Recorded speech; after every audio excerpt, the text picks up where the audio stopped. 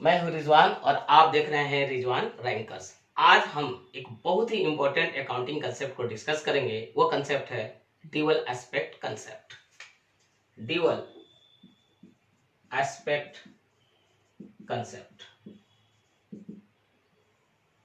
According to this concept, every transaction has two aspects, debit and credit।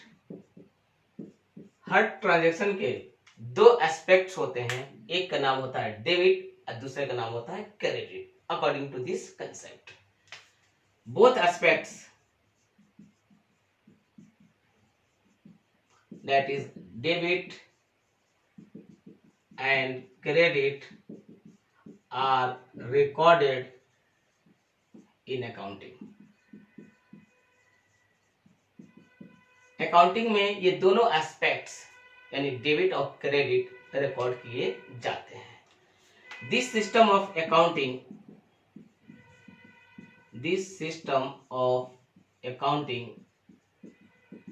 is called double entry system. इस system of accounting को double entry system कहा जाता है। मतलब ये concept कहता है कि every transaction has two aspects, one is debit and the other is credit. एक होता है डेबिट और दूसरा होता है credit. Both aspect and that is debit and credit are recorded in accounting, यानी दोनों एस्पेक्ट को रिकॉर्ड किया जाता है। And this system of accounting is called double entry system, यानी the accounting of recording both aspects of a transaction is called double entry system.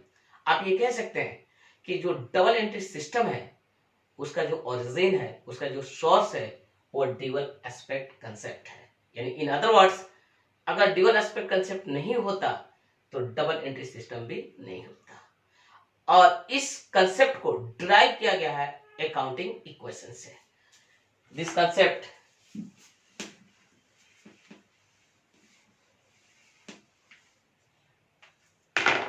concept has been derived from accounting equation, that is assets equity plus liabilities। आप जानते हैं इस equation को accounting equation कहा जाता है। Asset is equal to equity plus liabilities. This equation is called an accounting equation and this concept has been derived from this equation। अब देखते हैं इस कंसेप्ट का क्या इफेक्ट पड़ता है, यानी क्या इंप्लीकेशंस है।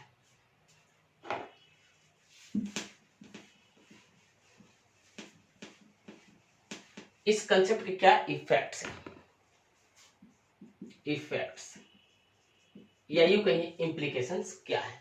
तो so far I have discussed that under this concept every transaction has two aspects, debit and credit, and both aspects are recorded, and this system of accounting is called double entry system।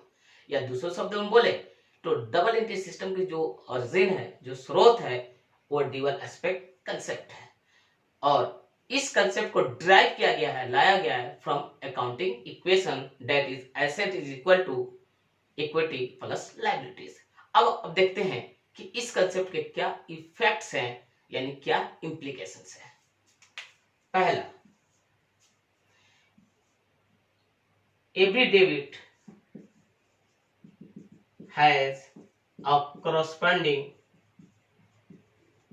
Credit, that is, इसका मतलब क्या हुआ, हर debit का एक corresponding credit होता है। अगर इसको सिंपल वर्ड्स में बोले तो बोल सकते हैं कि every debit has an equal credit, यानी डेबिट और क्रेडिट आपस में क्या होते हैं, बराबर होते हैं। दैट इज, इसको अगर दूसरे शब्द में बात करें तो every debit has an equal credit, यानी both debit and credit are equal. Number 2,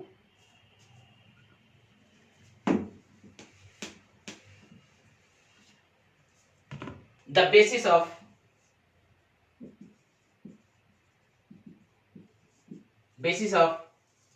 balance sheet, also called position statement.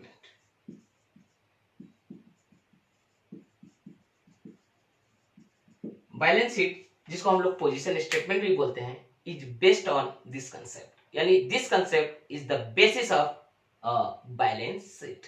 आप तो जानते हैं कि बैलेंस शीट के दो साइड्स होते हैं, एसेट साइड और liability sides, and both sides का जो सम होता है, टोटल होता है, are equal because of this concept, यानी dual aspect concept.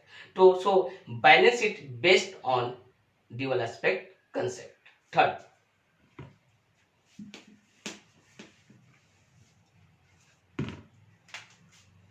every transaction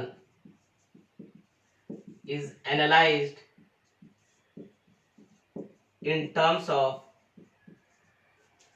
increase or decrease in assets, equity and liabilities.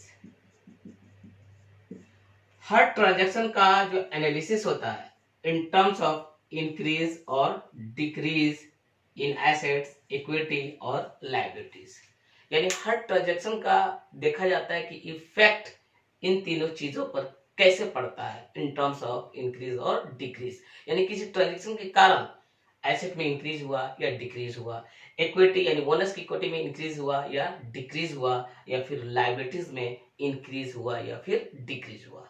So these are the effects or implications of this concept. The first effect is that every debit has an equal credit, यानी both debit and credit are equal. Number 2, this concept is the basis of balance sheet, also called position statement. यानी balance sheet का जो दोनों sides होते हैं, asset side और liability side, दोनों का जो टोटल होता है, एग्रीगेट होता है, वो इक्वल होता है because of this concept. Number 3, every transaction is analyzed in terms of increase or decrease in assets, equity and liabilities. Her transaction का जो एनालिसिस होता है इसी टर्म्स में होता है कि उस ट्रांजैक्शन के कारण एसेट्स, लायबिलिटीज और इक्विटी पर क्या असर पड़ा इन टर्म्स ऑफ इंक्रीज और डिक्रीज. तो सो आई होप ये कंसेप्ट आपको समझ में आया होगा, and it is an important accounting concept, और under this concept double entry system of accounting is maintained, यानी अगर ये कंसेप्ट नहीं होता तो डबल एंट्री सिस्टम भी नहीं होता. तो आपको अगर ये वीडियो अच्छा लगा होगा तो आपसे हम रिक्वेस्ट करते हैं, प्लीज आप मेरे चैनल को सब्सक्राइब करें, लाइक करें और शेयर करें. Thank you.